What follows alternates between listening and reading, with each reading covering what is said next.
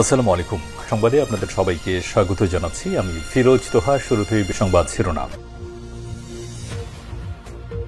বাংলাদেশের সর্বশেষ গুরুত্বপূর্ণ আপডেট সংবাদে আপনাকে স্বাগত। শুরুতেই সংবাদ শিরোনাম, পরে বিস্তারিত। প্রথমেই জানাবো, স্থায়ী কমিটির বৈঠকে নির্বাচন ইস্যু, নরম কর্মসূচি নিয়ে মাঠে থাকবে বিএনপি। জাতীয় নির্বাচন ইস্যুতে সরকারের সঙ্গে কোনো বিরোধে যেতে চায় না বিএনপি, তবে নির্বাচনের সুনির্দিষ্ট রোডম্যাপ ঘোষণা বিলম্বের কারণে সরকারের উদ্দেশ্য স্পষ্ট না হয় দলটির ভেতরে উদ্বেগ বাড়ছে। অবস্থায় কিভাবে চলতি বছরের ডিসেম্বরের মধ্যে ডক্টর মোহাম্মদ ইউনূসের নেতৃত্বাধীন অন্তর্বর্তীকালীন সরকারের কাছ থেকে নির্বাচন অনুষ্ঠানের ব্যবস্থা করা যায় সেই পথে হাঁটছে বিএনপি। এদিকে সিরিয়া ইসরায়েল পাল্টাপাল্টি হামলা। এবার সিরিয়া এবং ইসরায়েলের মধ্যে আবার নতুন যুদ্ধ শুরু হয়েছে। ইসরায়েল দক্ষিণ সিরিয়ায় একাধিক বিমান হামলা চালিয়েছে। আজ মধ্যরাত থেকে সকাল পর্যন্ত এই হামলা চলে। ভোরেও বিভিন্ন স্থানে বিস্ফোরণের শব্দ শোনা গেছে। দখলদার বাহিনী দাবি করেছে তারা সিরিয়ার কর্তৃপক্ষের অস্ত্র লক্ষ্য করে হামলা চালিয়েছে, কারণ সেখান থেকে তাদের ভূখণ্ডের দিকে ক্ষেপণাস্ত্র নিক্ষেপ করা হয়েছিল। এবারে জানাবো, ট্রাম্পের বাজেট বিলকে জঘন্য এবং ন্যাক্কারজনক বললেন ইলন মাস্ক। মার্কিন প্রেসিডেন্ট ডোনাল্ড ট্রাম্পের নতুন প্রস্তাবিত বাজেট বিলকে কড়া ভাষায় আক্রমণ করেছে টেসলা ও স্পেস এক্সের প্রধান নির্বাহী ইলন মাস্ক। তিনি বিলটিকে জঘন্য এবং ন্যাক্কারজনক বলে মন্তব্য করেছেন, যা দেশটির নাগরিকদের কাঁধে চরম ঋণের বোঝা চাপিয়ে দেবে বলে সতর্ক করেছেন খবর আল জাজিরার। এদিকে লি জে মিং দক্ষিণ কোরিয়ার প্রেসিডেন্ট নির্বাচিত।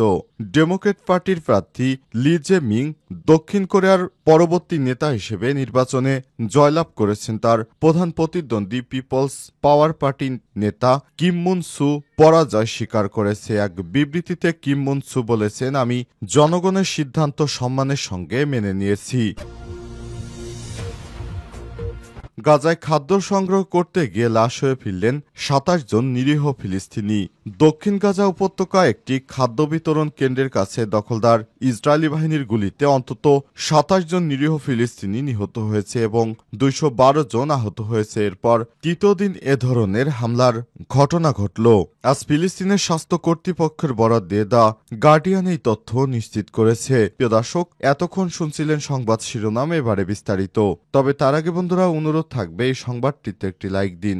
এই চ্যানেলে আপনি নতুন হয়ে থাকলে আমাদের সংবাদটি দেখতে দেখতে চ্যানেলটি সাবস্ক্রাইব করে রাখুন। কমেন্ট করে বন্ধুরা আপনার মূল্যবান মতামত জানিয়ে দিন আপনি বিশ্বের কোন দেশ থেকে বা বাংলাদেশের কোন স্থান থেকে আমাদের সংবাদটি দেখছেন এবং শুনছেন। এবারে বিস্তারিত।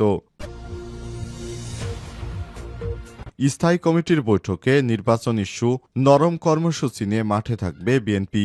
জাতীয় নির্বাচন ইস্যুতে সরকারের সঙ্গে কোনো বিরোধে যেতে চায় না বিএনপি, তবে নির্বাচনের সুনির্দিষ্ট রোডম্যাপ ঘোষণা বিলম্বের কারণে সরকারের উদ্দেশ্য স্পষ্ট না হয় দলটির ভেতরে উদ্বেগ বাড়ছে। অবস্থায় কিভাবে চলতি বছরের ডিসেম্বরের মধ্যে ডক্টর মোহাম্মদ ইউনূসের নেতৃত্বাধীন অন্তর্বর্তীকালীন সরকারের কাছ থেকে নির্বাচন অনুষ্ঠানের ব্যবস্থা করা যায় সেই পথে হাঁটছে বিএনপি। সেজন্য সরকারের উপর দৃশ্যমান চাপ তৈরি করতে নরম কর্মসূচি নিয়ে মাঠে থাকবে বিএনপি।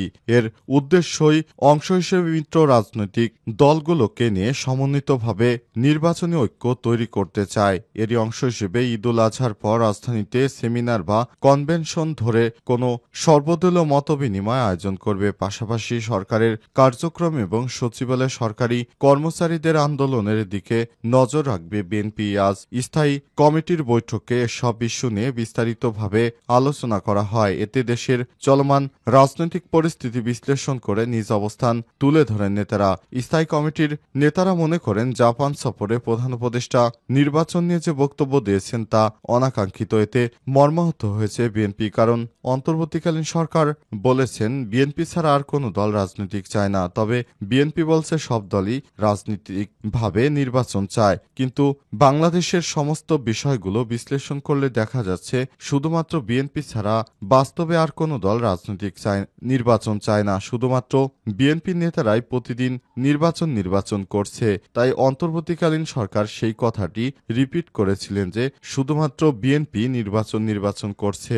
এই কথা বলার পরেই বিএনপির নেতারা গোস্বায় ফেটে পড়ে। তারা জানিয়েছে, এ সরকার নির্বাচন দিতে চাইছে না, কিন্তু বিএনপি গণতন্ত্রের কথা বলছে, আর সমস্ত রাজনৈতিক দল বলছে এখন নির্বাচন নয়, এখন সংস্কারের সময়। কারণ বিগত 53-54 বছর ধরে বাংলাদেশে যে নির্বাচন হয়েছে সেই নির্বাচনে বাংলাদেশের মানুষকে কিছু এনে দিতে পারেনি। তাই এই সরকারের প্রধান কাজই হলো তিনটি: এক, বিচার নিশ্চিত করা, সংস্কার করা এবং নির্বাচন করা। কিন্তু বিএনপি বাকি দুটি বাদ দিয়ে শুধু নির্বাচন নিয়ে সরকারের উপর যে চাপ প্রয়োগ করছে সেটি কোনোভাবেই কাম্য নয়। খাদ্য সংগ্রহ করতে গিয়ে লাশ হয়ে ফিরলেন ২৭ জন নিরীহ ফিলিস্তিনি। দক্ষিণ গাজা উপত্যকার একটি খাদ্য বিতরণ কেন্দ্রের কাছে ইসরায়েলি বাহিনীর গুলিতে অন্তত ২৭ জন নিরীহ ফিলিস্তিনি এবং বহু মানুষ আহত হয়েছে। এরপর তৃতীয় দিন এই ধরনের ঘটনা ঘটল আজ। ফিলিস্তিনের স্বাস্থ্য কর্তৃপক্ষের বরাতে দ্য গার্ডিয়ান এই তথ্য নিশ্চিত করে। সাংবাদিকরা হতাহতের সংখ্যা স্বাধীনভাবে যাচাই করতে পারেনি। তবে রয়টার্সের প্রতিবেদনে বলা হয়েছে, আন্তর্জাতিক রেড ক্রস কমিটির একজন মুখপাত্র জানিয়েছে তারা রাফার হাসপাতালে ১৮৪ আহতকে গ্রহণ করেছে। এর মধ্যে ২৭ জন মারা গেছে। অ্যাসোসিয়েট প্রেস বা এপি গাজার দক্ষিণে ফিলিস্তিনিদের হত্যার বিষয়ে বিস্তারিত তথ্য প্রকাশ করেছে। ইসরায়েলি সৈন্যরা একটি খাদ্য বিতরণ কেন্দ্রে ১ কিলোমিটারের মধ্যে গুলি চালায়। এপির ওই প্রতিবেদনে বলা হয়েছে, গুলির ঘটনা ঘটেছে একটি গোলচক্করের কাছে, যা ত্রাণ বিতরণ কেন্দ্রের প্রায় ১ কিলোমিটার দূরে অবস্থিত। গাজার স্বাস্থ্য মন্ত্রণালয়ের রেকর্ড বিভাগের প্রধান জাহের আল ওয়াহিদি জানিয়েছেন কমপক্ষে ২৭ জন নিরীহ ফিলিস্তিনি নিহত হয়েছে। আন্তর্জাতিক রেড ক্রসের মুখপাত্র হিসাম মেহনা বলেছেন, রাফার ফিল্ড হাসপাতালে ১৮৪ জন আহতকে নিয়ে আসা হয়। তাদের মধ্যে ১৭ জন হাসপাতালে পৌঁছানোর আগেই মারা যায় এবং পরে আরও ৮ জন মারা যায়। ২৭ জনের লাশ খান ইউনুসের নাসের হাসপাতালে স্থানান্তর করা হয়েছে। নাসের হাসপাতালে নার্সিং বিভাগের প্রধান মোহাম্মদ শাকর জানিয়েছে, নিহতদের মধ্যে ৩ জন শিশু এবং ২ জন নারী। হাসপাতালে পরিচালক আতেফ আল হুদ বলেছেন, বেশিরভাগ রোগীর শরীরে গুলির আঘাত পাওয়া গেছে। তারা ত্রাণ দেওয়ার কথা বলে তারপর তাদেরকে ডেকে নিয়ে সেখানে নিরীহ ফিলিস্তিনিদেরকে হত্যা অব্যাহত রেখেছে দখলদার ইসরায়েলি বাহিনী। সিরিয়া ইসরায়েল পাল্টাপাল্টি হামলা। ইসরায়েলের দক্ষিণ সিরিয়ায় একাধিক বিমান হামলা চালিয়েছে। আজ মধ্যরাত থেকে এই হামলা শুরু হয়। ভোরেও বিভিন্ন স্থানে বিস্ফোরণের শব্দ শোনা গেছে। দখলদার বাহিনী দাবি করেছে তারা সিরিয়ার কর্তৃপক্ষের অস্ত্র লক্ষ্য করে হামলা চালিয়েছে, কারণ এখান থেকে তাদের ভূখণ্ডের দিকে ক্ষেপণাস্ত্র নিক্ষেপ করা হয়েছিল। এর আগে মঙ্গলবার সিরিয়া থেকে ক্ষেপণাস্ত্র নিক্ষেপের খবর পাওয়া যায়। দুটি প্রজেক্টাইল ইসরায়েল অধিকৃত ভূখণ্ডে আঘাত হানে। এজন্য কে দায়ী তা তাৎক্ষণিকভাবে স্পষ্ট হয়নি। দ্য গার্ডিয়ান ও রয়টার্সের সূত্র থেকে নিশ্চিত করতে পারেনি বিষয়টি। সিরিয়ার রাষ্ট্রীয় সংবাদ সংস্থা এবং নিরাপত্তা সূত্র জানিয়েছে, ইসরায়েলি বিমানগুলো দামেস্কের গ্রামাঞ্চল কুনেত্রা এবং দারায় বেশ কয়েকটি স্থানে আঘাত হানে। ইসরায়েলি হামলায় পশ্চিম সিরিয়ার একটি গ্রামে কাছে একজন বেসামরিক নাগরিক নিহত হওয়ার ঘটনা উত্তেজনায় এই হামলা হলো। ইসরায়েলি প্রতিরক্ষা বাহিনী ইসরায়েল কার্টস বলেছেন, তিনি দুটি প্রজেক্টাইল নিক্ষেপের জন্য সিরিয়ার প্রেসিডেন্ট আহমেদ আল সারাকে দায়ী করেছেন। আমরা সিরিয়ার প্রেসিডেন্টকে ইসরায়েল রাষ্ট্রের দিকে কোনো হুমকি বা গোলাবর্ষণের জন্য সরাসরি দায় মনে করি। শীঘ্রই পূর্ণ প্রতিক্রিয়া আসবে। সিরিয়ার পররাষ্ট্র মন্ত্রণালয়ের এক বিবৃতিতে বলছে, ইসরায়েলের দিকে প্রজেক্টাইল নিক্ষেপের খবর এখনও যাচাই করা যায়নি। সিরিয়ার এ অঞ্চলে কোনো পক্ষের জন্য হুমকি ছিল না এবং থাকবে না। আমরা বিশ্বাস করি অনেক পক্ষ তাদের নিজস্ব স্বার্থ অর্জনের জন্য অঞ্চলটিকে অস্থিতিশীল করতে চাইছে। সিরিয়া এবং ইসরায়েল সাম্প্রতিক উত্তেজনা কমাতে সরাসরি আলোচনায় বসে, যা দুই দেশের মধ্যে সম্পর্কের ক্ষেত্রে একটি উল্লেখযোগ্য উন্নতি। তবে হঠাৎ করে কী কারণে এই ধরনের হামলা হয়েছে সে বিষয়টি এখনও স্পষ্ট করতে পারেনি কোনো কর্তৃপক্ষ।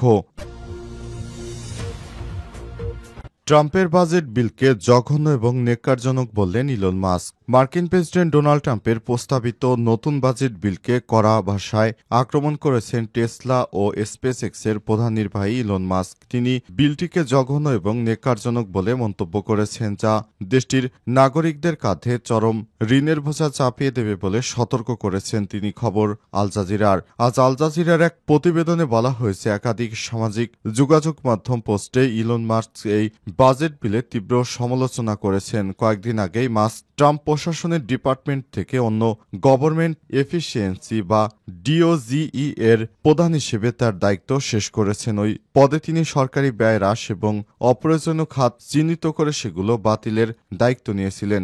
মাস্ক এক পোস্টে লিখেছেন, আমি দুঃখিত, কিন্তু আর সহ্য করতে পারছি না। এই বিলটি একটি বিশাল বাজে কংগ্রেসীয় দলিল, যা শুয়োরের মাংসে পরিপূর্ণ।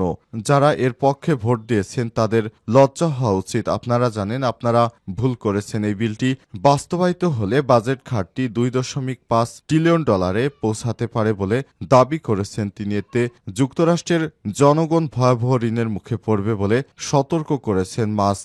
বাজেট বিলে আসলে কি রয়েছে? ওয়ান বিগ বিউটিফুল বিল নামে পরিচিত বাজেটটি ট্রাম্পের দ্বিতীয় মেয়াদে গুরুত্বপূর্ণ অর্থনৈতিক পদক্ষেপ হিসেবে দেখা হচ্ছে। এতে 2017 সালে কর ছাড় অব্যাহত রাখার প্রস্তাব রাখা হয়েছে। একই সঙ্গে যুক্তরাষ্ট্র মেক্সিকো সীমান্ত দেয়াল নির্মাণে $46.5 বিলিয়ন বরাদ্দ দেওয়া হয়েছে এবং জাতীয় ঋণ সীমা ছাড়িয়েছে $4 ট্রিলিয়ন কর করার পরিকল্পনা রয়েছে। তবে এই বিপুল ব্যয় সামলাতে গিয়ে বিলটি সামাজিক নিরাপত্তা খাতে বড় ধরনের কাটছাঁটের প্রস্তাব দিয়েছে। কংগ্রেশনাল বাজেট অফিস বিও জানিয়েছে, মেডিকেইডে $698 বিলিয়ন এবং খাদ্য ভর্তুকি কর্মসূচিতে $267 বিলিয়ন কমানোর পরিকল্পনা রয়েছে।